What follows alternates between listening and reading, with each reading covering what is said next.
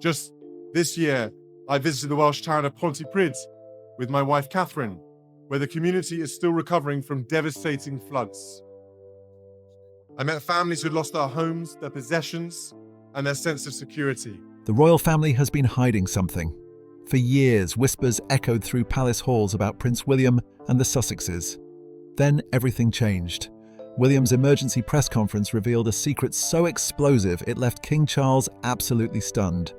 What he said about Meghan's future will shock you to your core. The decision was final, irreversible. And what happened next? Everyone who grew up around me knows. And I wished I had siblings. I would have loved to have had siblings. That's why I'm so excited to be pregnant, so that Archie has someone. It was really interesting the last time I saw her, Prince William stood before the assembled press corps at Kensington Palace, his face etched with exhaustion and barely concealed emotion. The hastily arranged conference had sent shockwaves through the media landscape just hours earlier, when royal correspondents received urgent messages requesting their immediate presence for an announcement of significant national importance. No details were provided, no context given. Within 2 hours, camera crews scrambled to set up their equipment, while speculation exploded across social media platforms and news channels worldwide. The atmosphere outside Kensington Palace was electric with anticipation and confusion. Journalists whispered among themselves, trying to piece together what could possibly warrant such an emergency gathering. Some wondered if there had been a health crisis within the family. Others speculated about potential security threats or diplomatic incidents. A handful of observers noted the conspicuous silence from Harry and Meghan's social media accounts over the previous several days, prompting questions about whether the Duke and Duchess of Sussex might somehow be connected to whatever William was about to announce. When the Prince of Wales finally emerged, those present immediately noticed his appearance. Dark circles shadowed his eyes, suggesting sleepless nights and considerable stress. His jaw was set with visible determination, yet his eyes betrayed an emotional struggle that he was working hard to contain. He wore a formal dark suit. Notably absent was the military uniform he typically chose for major official announcements. Perhaps most striking was the absence of any notes or prepared statement in his hands. This suggested he intended to speak from the heart about something deeply personal and profoundly painful. William began by thanking the media representatives for responding to such short notice. His voice was measured but carried an undercurrent of tension. He explained that he had an announcement to make, one that had been decided only after months of painful discussion within the royal family. He paused, taking a visible breath before continuing with the substance of his statement. The family had reached a final and irreversible decision regarding the Duke and Duchess of Sussex. All remaining titles, privileges, and connections to the monarchy would be permanently stripped, effective immediately. There would be no further negotiations, no possibility of reconciliation, and no consideration of part-time royal duties moving forward. The cameras captured the slight trembling in William's hands as he pressed on with his statement. He emphasized that this decision had not been made lightly or in haste. For years, the family had attempted to find some accommodation that would allow Harry and Meghan to pursue their independent lives while maintaining at least some connection to the institution. However, it had become increasingly clear that such an arrangement was simply impossible. The couple's repeated public attacks on the family, combined with their unwillingness to respect even the most basic standards of confidentiality and discretion, had made any continued association completely untenable. Then William said something that caused audible gasps from the assembled journalists. Meghan specifically would never be welcome at any royal event or on any royal property again, under any circumstances whatsoever. This prohibition applied to weddings, funerals, coronations, and even private family gatherings. The decision was final and would not be reconsidered, regardless of any future appeals or changed circumstances. William's voice remained firm, but there was unmistakable pain visible in his expression as he delivered this brutal pronouncement that effectively exiled his brother's wife from the family forever. He continued by explaining that Harry could potentially maintain some limited family contact under extremely restricted circumstances, but that Meghan's complete separation from the royal family was absolutely non-negotiable. The children, Archie and Lilibet, would not be recognised as having any royal status or place in the line of succession. They would be treated as private citizens with no claim to titles or privileges. This represented an unprecedented severing of family ties that went beyond anything the modern monarchy had implemented before, even during previous scandals and significant family conflicts. William concluded his statement by clarifying that he had been authorized by the king to make this announcement on behalf of the entire royal family. The decision carried the full support of King Charles, Queen Camilla, and all senior working royals. He emphasized that this was not merely his personal position, but represented the united judgment of the institution as a whole. With that, he turned and walked away without taking any questions, leaving behind a room full of shocked journalists who immediately began broadcasting news of the announcement to audiences around the world. Within minutes, the story dominated every news channel and social media platform across the globe. People struggled to process the full implications of what William had just announced. The permanent exile of Meghan and the severing of ties with Harry represented a dramatic escalation that virtually no one had predicted, despite years of steadily increasing tensions between the Sussexes and the rest of the family. Royal commentators scrambled to provide context and analysis, but many admitted they were caught completely off guard by the severity and finality of the measures announced. Questions immediately arose about what had prompted such drastic action at this particular moment in time. What had happened behind the scenes to push the family to this point of complete rupture? According to sources familiar with palace operations, this was not the result of a single incident or argument, but rather the culmination of years of accumulated frustrations and broken trust. The royal family, known for its preference for discretion and quiet resolution of conflicts, had apparently reached a breaking point where they felt public clarity was necessary. The announcement represented a significant departure from the royal family's traditional approach to internal conflicts. Historically, the monarchy had preferred to manage family disputes privately, often allowing situations to remain ambiguous rather than forcing definitive breaks. The decision to make such a public and unequivocal statement suggested that the family felt they had exhausted all other options. The half measures and compromises that had characterized their approach since Harry and Meghan's initial departure in 2020 had apparently failed to resolve the underlying issues. For Meghan and Harry, who had relocated to California and built new lives separate from royal duties, the announcement came as a definitive end to whatever lingering connection remained. Whether they had anticipated such a complete severance or believed some path back might eventually emerge remains unclear. What was certain, however, was that William's statement had slammed shut any door that might have been left open. The monarchy had drawn its line, and there would be no crossing back. From the very beginning of Harry and Meghan's relationship, officials within the palace harbored significant concerns about her background and history. They feared these factors would create substantial problems if she were to join the royal family. Meghan was not the typical candidate to marry a senior royal, and this reality was apparent to everyone involved in the initial discussions about the relationship's future. Meghan was American, which, while not entirely unprecedented in royal history, remained relatively unusual and carried its own set of complications. She was an actress, a profession that many within the palace associated with publicity seeking and calculated image management, qualities that seemed to contradict fundamental royal values of discretion and restraint.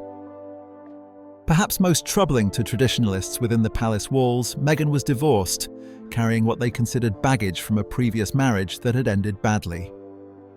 Her first marriage to film producer Trevor Engelson in 2011 lasted only 2 years before ending in divorce in 2013.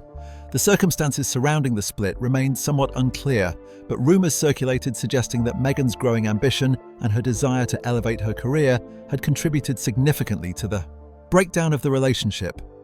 Some reports claimed she had essentially abandoned the marriage when better professional opportunities presented themselves.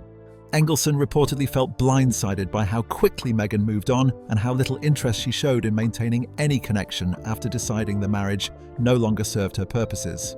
This history raised concerns among palace officials about her loyalty and her willingness to discard relationships when they no longer benefited her ambitions. More problematic from the palace's perspective was Meghan's career in Hollywood and the specific roles she had played before meeting Harry. Her best-known role was Rachel Zane in the legal drama Suits, a show that ran for several seasons and gave Meghan her highest-profile work to date. However, palace officials who conducted thorough reviews of her past work were disturbed by some of what they discovered. The show included romantic storylines that featured Meghan in intimate scenes with male co-stars. While these scenes were relatively tame by contemporary Hollywood standards, they were shocking to senior royals who believed that anyone marrying into the family should have maintained certain standards of modesty and discretion in their professional work. Deeper research into Meghan's career uncovered more troubling material from her earlier years when she was trying to establish herself as an actress in a highly competitive industry. She had undertaken various modeling work and accepted small roles that included provocative photo shoots and appearances in contexts that palace officials found deeply inappropriate for someone who would potentially become a member of the British royal family. There were photographs from men's magazines and websites where Meghan had posed in revealing clothing or suggestive positions. There were small roles in films and television shows where she played characters in intimate situations or where the content was considered crude and lowbrow by royal standards. Palace advisors compiled detailed files documenting Meghan's past work and issued warnings to senior royals, including the Queen and Prince Charles, that these materials would inevitably resurface and cause embarrassment once Meghan's relationship with Harry became public knowledge. Their predictions proved correct almost immediately. As soon as news broke that Harry was dating an actress, tabloids and websites began publishing every provocative photo and scene they could find from Meghan's professional career. The palace found itself in the uncomfortable position of having a future princess whose past included material that contradicted much of what the monarchy claimed to represent regarding dignity, modesty, and moral standards.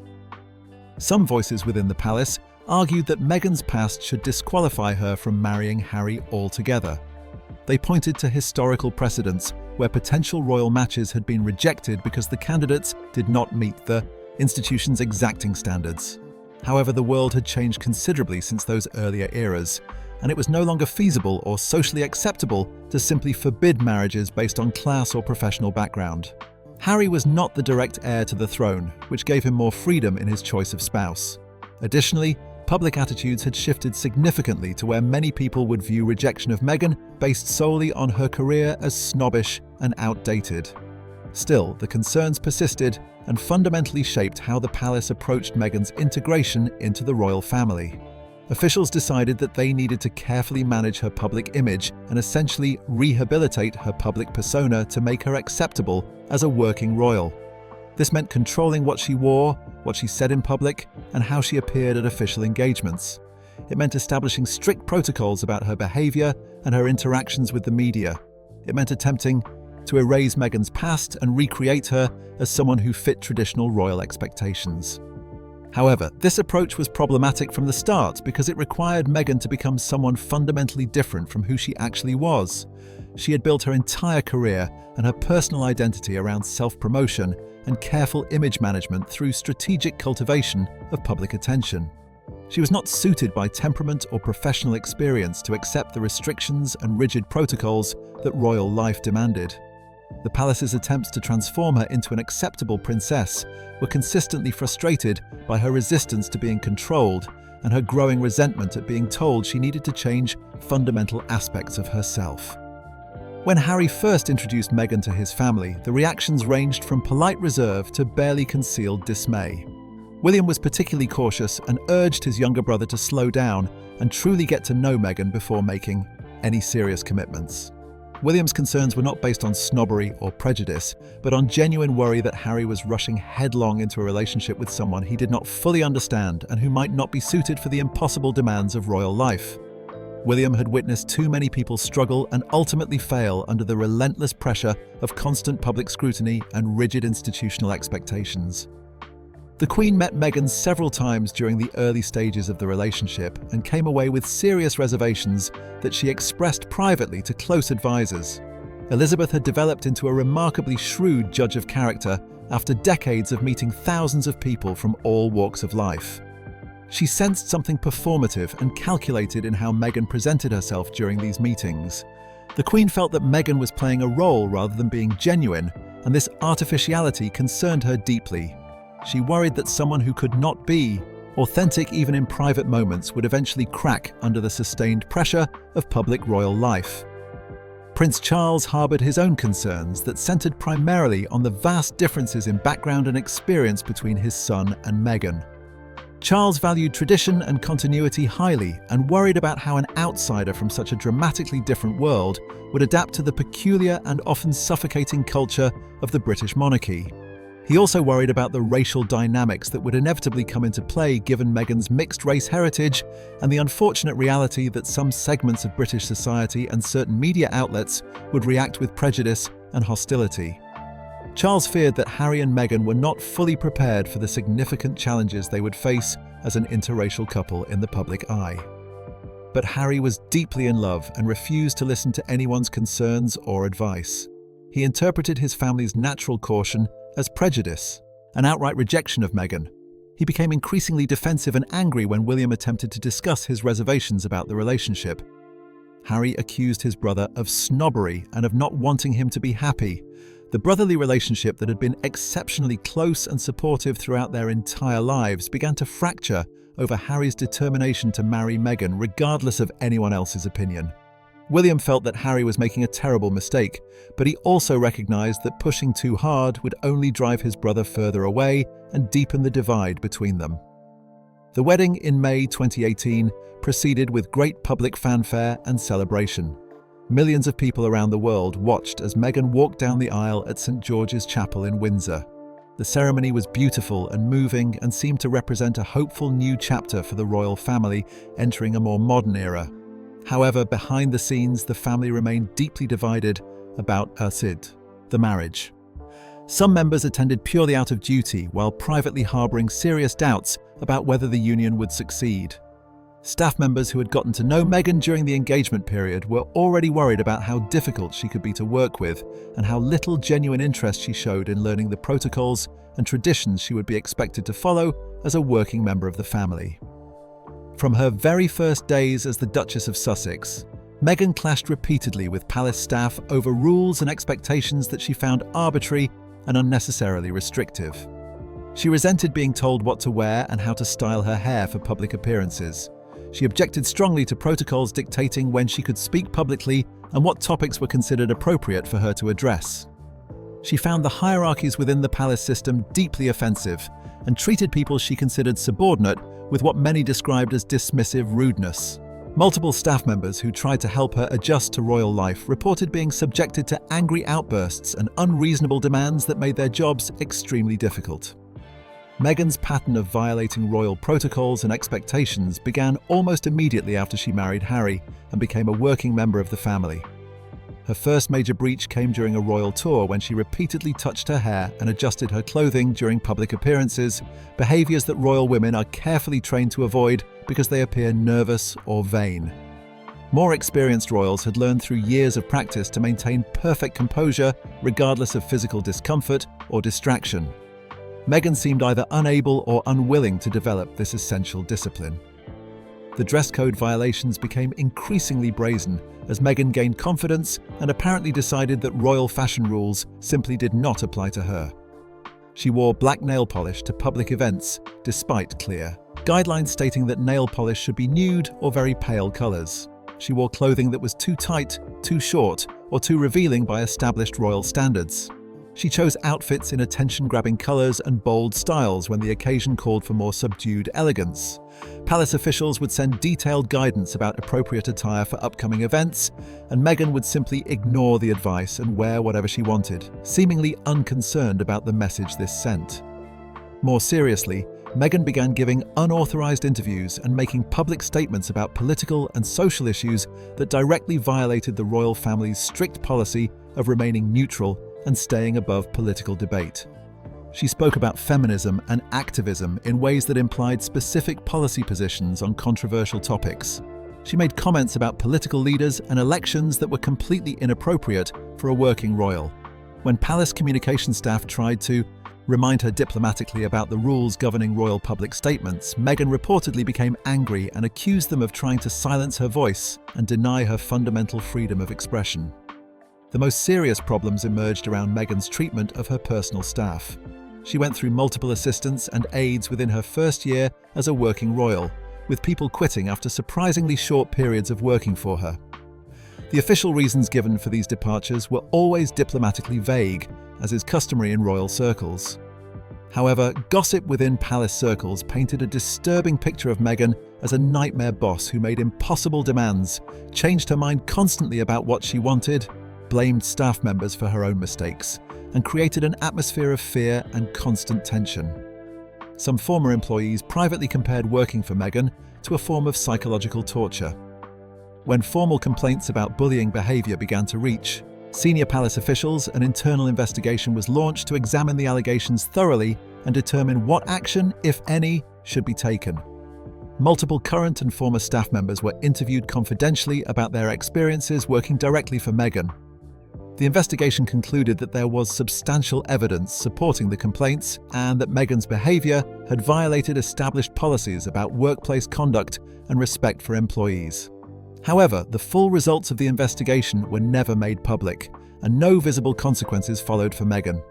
This secrecy led to widespread speculation that the palace had found evidence of serious misconduct but had chosen to suppress it rather than deal with the public relations nightmare of admitting that a senior royal had been bullying staff members. The specific allegations that emerged from the bullying investigation included deeply troubling claims. Multiple staff members reported that Meghan would send emails to assistants at very early morning hours containing long lists of demands and complaints. If the tasks were not completed immediately to her exact satisfaction, she would become verbally abusive and threatening toward the employees. She reportedly reduced several young staff members to tears with her harsh criticism and her dismissive treatment of them as individuals. One particularly disturbing account described Meghan shouting at an employee in front of other staff members and then acting as though nothing had happened moments later when interacting with members of the public. The situation reached a critical point when Meghan began secretly cooperating with authors who were writing books about her and Harry's experience in the royal family. Despite having signed agreements that explicitly required her to keep family matters confidential, Meghan authorized friends to speak on her behalf to journalists and to provide private information and personal photographs for Memoir's publication. The most egregious example was her cooperation with the authors of Finding Freedom, a sympathetic biography that presented Meghan and Harry's perspective on their conflicts with the rest of the royal family. The palace knew with certainty that Meghan had facilitated the book despite her repeated public denials of any involvement whatsoever. The interview that Meghan and Harry gave to Oprah Winfrey in March 2021 represented what many observers called the nuclear option in their ongoing conflict with the royal family. The couple had left Britain and stepped back from royal duties a year earlier, amid great acrimony and numerous unresolved tensions. Rather than allowing time and distance to heal the wounds and potentially open paths toward reconciliation, they chose to go on international television and air their most serious grievances in the most public and damaging way possible. The decision to do the interview showed clearly that they had given up any realistic hope of reconciliation and were now focused primarily on controlling the narrative about their departure and their treatment by the institution. The most explosive allegation from the interview involved claims of racism within the royal family itself. Meghan told Oprah that there had been conversations among family members about how dark their son Archie's skin might be and what that would mean for his place in the family structure. She suggested strongly that concerns about Archie's race had influenced important decisions about whether he would receive a royal title and security protection. These accusations of racism struck directly at the heart of the monarchy's public claim to represent all British people, regardless of race, and created an international scandal that dominated headlines for weeks afterward.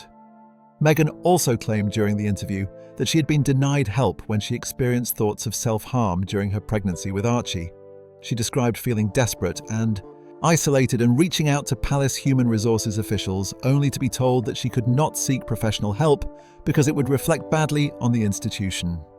This portrayal of the palace as an unfeeling organization that prioritized its public image over the mental health and well-being of a struggling family member generated enormous sympathy for Meghan among viewers and reinforced her narrative that she had been victimized by a cold and cruel system that cared nothing for her as a person. The couple suggested throughout the interview that the institution had deliberately tried to destroy Meghan's reputation by failing to defend her against false media stories and by allowing negative narratives to spread completely unchallenged. Harry specifically accused palace communication staff of actively planting or encouraging negative stories about Meghan in order to deflect attention from problems involving other royals. These claims of institutional betrayal and deliberate sabotage painted a picture of a family that had turned against them and worked systematically to drive them out of the country. The impact of these allegations on the royal family was devastating and immediate. The claims of racism in particular put the institution in an impossible position, where denying the accusations would make them appear defensive and guilty, while accepting them would be tantamount to admitting to horrific behavior.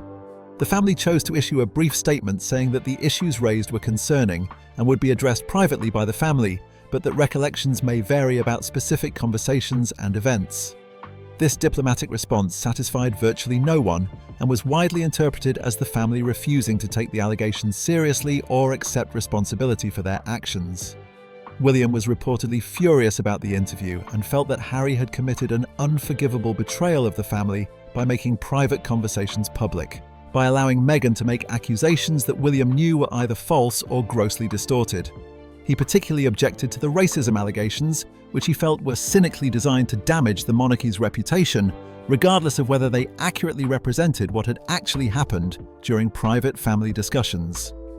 William apparently told close friends that Harry and Meghan's version of events bore little resemblance to reality, but that the family was severely constrained in how it could respond without getting drawn into an ugly and prolonged public argument that would only make things worse. Harry's memoir, Spare, published later, represented yet another devastating breach of family privacy and trust. The book contained intimate revelations about private family moments and conflicts that most people believe should never have been made public. Each new revelation and each new attack made reconciliation seem more impossible and made the family more determined to take definitive action to completely sever the relationship once and for all. The announcement in January 2020 that Harry and Meghan wanted to step back as senior royals came as a profound shock to both the family and the public worldwide. Though in retrospect there had been clear signs that the couple was deeply unhappy and considering dramatic changes to their situation. The couple released a carefully worded statement on their personal website declaring their intention to become financially independent while continuing to fully support the Queen. They expressed their desire to split their time between the United Kingdom and North America. They outlined plans to continue some royal duties while also pursuing private commercial opportunities that would allow them to build independent careers and income streams. The announcement came without any prior consultation with the Queen or other senior royals, which was itself a major breach of protocol and family courtesy. The family was completely blindsided by Harry and Meghan's public announcement of plans that had never been discussed or agreed upon through proper channels. The Queen was reportedly deeply hurt and angry that Harry had not spoken with her personally before making such a momentous decision public. William felt ambushed and betrayed by his brother's refusal to discuss the situation with family members before announcing it to the entire world. Charles was frustrated by Harry's apparent belief that he could dictate his own terms to the institution, rather than working within established structures and protocols that had evolved over generations. What followed were intense negotiations over several weeks about what Harry and Meghan's departure would actually look like in practice and what relationship, if any, they would maintain with the monarchy going forward. The couple wanted to retain their HRH titles and their royal patronages while having complete freedom to pursue commercial deals and speak publicly about any subject they chose without institutional oversight. They envisioned a hybrid model where they would represent the monarchy when it suited their interests and schedule, while also building independent careers as celebrities and public figures in their own right. The family and palace officials quickly determined that this half-in, half-out arrangement was fundamentally unworkable and completely unacceptable. You could not be a working representative of the monarchy on a part-time basis while also pursuing private commercial interests that might directly conflict with royal neutrality and institutional dignity. The primary concern was that Harry and Meghan would essentially use their royal status to secure lucrative business deals, while the family had no ability to prevent them from making decisions or public statements that could seriously damage the monarchy's reputation. Senior royals concluded it had to be all or nothing, and if Harry and Meghan wanted out, it had to be a complete separation. The final arrangement that was reached in February 2020 represented a significant defeat for Harry and Meghan's hopes of having things both ways. They would stop using their HRH titles in any official capacity, though they would technically retain them as part of their names. They would be required to give up their royal patronages and military appointments that Harry particularly valued. They would no longer receive any public funding through the sovereign grant that supports working royals.